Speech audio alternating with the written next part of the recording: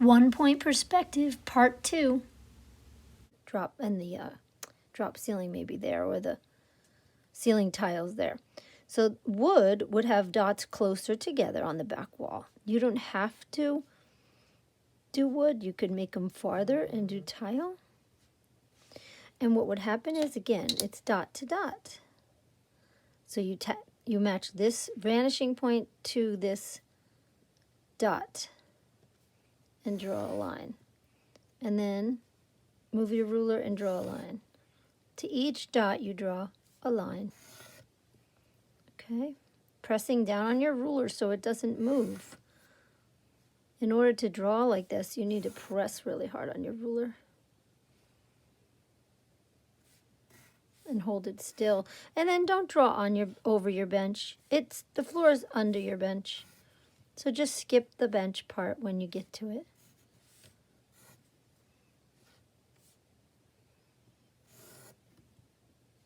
This ruler is really bumpy. I have some new ones at school, so we'll see.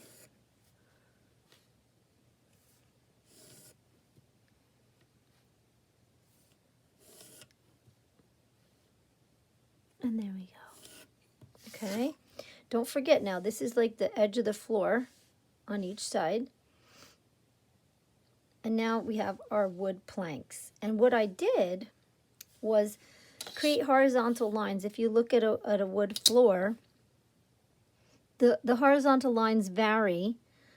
I'm not even going to use the ruler. It's just a horizontal line. Don't make them angled.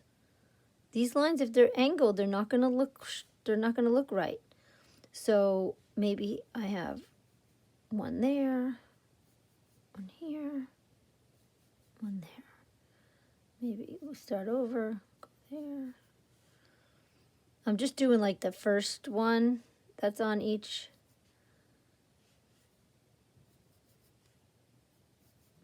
I'm randomly placing these, randomly.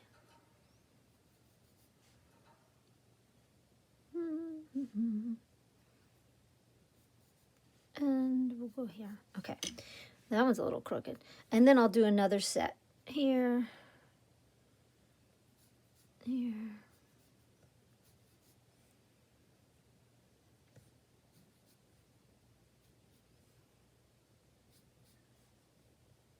Maybe I'll leave that one's under the bench, say.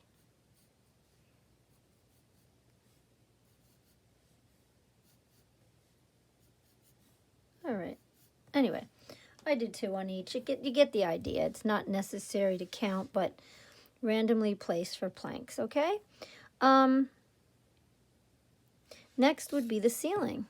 And you need to have some kind of lighting. You don't necessarily need a grid on the ceiling, but I'm going to show you a grid, like ceiling tile, in case you wanted to do that on the floor. That'd be the same idea.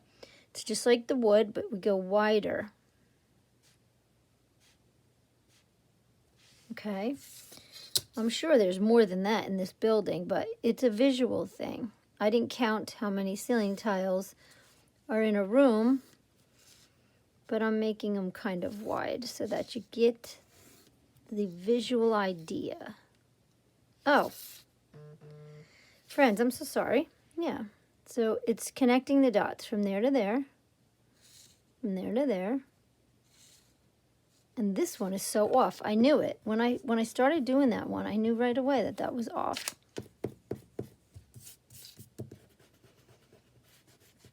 It's so funny.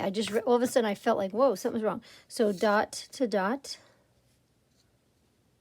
dot to dot, dot to dot, and dot to dot. That's more like it. I could tell. Okay. So for ceiling tiles, you would want to go and add horizontals.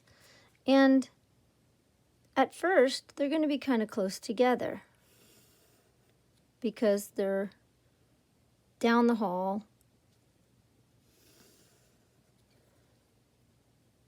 And, you can make like 2 rows almost the same if you feel like you need to not go too far away. All right, and probably just one more for this. Let's see. Yeah, that works for me. So now you see the idea of tile, okay? Whether it be rectangles, squares, whatever. And the next thing we would want would be some lighting. And if you have ceiling tile, it's very rare that you're going to have the other kind of lights that I'll show you later. So we'll start with some track lighting near the paintings. Let's do a second line right next to this line, which should go out a little though. There we go. And maybe again here, this dot to that dot. Okay. And that, oh, that one's really wide. Let's try again. I don't want it that wide. All right, whatever, that's how it came out. So we are going to make some kind of angled towards the painting, and maybe my lights have like that kind of edge on it. I don't know. They could come down and turn. Track lighting can generally be adjusted, so it's up to you. I just want you to get some in there so that it looks, you can even look it up. You can look up track lighting. And then, of course, they are going to get kind of smaller as you go back. So it's not a bad idea to make them a little closer and a little smaller as you go back. But friends, again, this is all visual. Nothing's supposed to be professionally for an architect, okay? But there, that's an idea. You can do all different kind of track lighting, different shapes, or different, maybe they would be a little more like a can, like a soda can. All right, totally up to you, but that's one set of track lighting. And then I would do the same thing on that side. So now it's really coming along. And maybe when I color this, I'm just thinking, sorry, maybe I can make some of these lights, I don't know, like yellowish down the center. Or sometimes you actually can have these in the recessed ones inside ceiling tiles. You can. So maybe I'll do that just to show you what that would look like. You can have these without ceiling tiles as well. And again, I'm going smaller and smaller. So maybe these are actually a little bit bigger. Yeah, there we go. All right. In line, to the vanishing point, and big to small, if possible. Just do your best. All right, and then we have, so those are two kinds of lights right there, or you can not use these and make a few of these yellow. I also did like a surface light, like these kind, right down the center, but they're like boring. They're a little industrial, not as high-end as a museum would be, but it's there. It's just an idea. That one drawing, or the one picture on the document, is really cool, with beams just going across the ceiling. I wonder if I have an empty perspective that I could do that to. Here we go. Here's an empty, oh, and you need a painting on your back wall. You can make a real small one even, and you could also use a door to another area, or a sculpture back there. It's all up to you. All right, let's do this ceiling in a different way. All right, if we had beams hanging off the ceiling, this would be the bottom of the ceiling, like where it starts, and a beam could be higher than that. Let's see. I'm just going to start with one and go straight across. Just put a random line. That's not very straight. I have to put my head in there to see. Okay.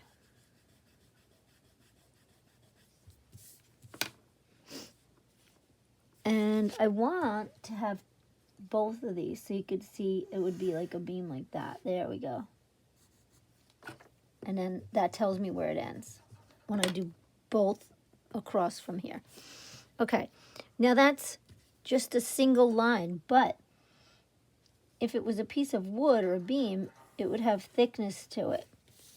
So look at that. I did like an underside here, this piece, right? And now I'm going to go a little further out. So we can kind of, this is just something I thought of now. Kind of like that other picture, but they had a lot more beams. I'm just going to do, and I'm making these kind of big. All right, so let's see what happens. I've never done this one.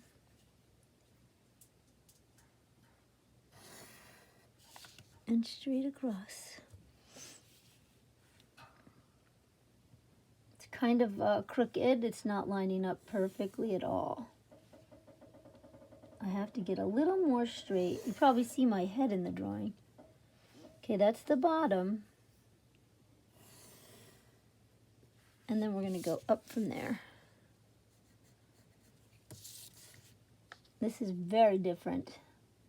Just trying to show you something. You don't have to do this at all. But pretty interesting to see a different type of treatment. I'm going to go a little higher. I know, Barek, you were trying that. A different kind of ceiling. But again, I don't want you to have the ceiling take over your drawings. It's not what we want. We don't want the ceiling. The ceiling should just fade away in a museum in a way, because it's not supposed to be a detail that you want to look up at. Your focus is the paintings. Your focus is the what's on display. Not so much this. But that's the idea. And then you could put some lighting on those. I think it's too crowded and too much. I don't like that. But I was just trying something else in perspective. I guess I would finish with one more to make it uniform. Let's see. We'll go right to there. We need a double line. And then the edge is actually from here. There. Okay. So that would be beams on the ceiling. Again, it's very crowded. It's very dominating and a little too much. So I might even leave this part out. We'll see. All right, friends. I hope this helped you. I hope that you can choose your treatments and have fun with your paintings. You don't need all of that, but you need some of it. Okay, you need some types of lighting. Enjoy. I'm looking forward to seeing these.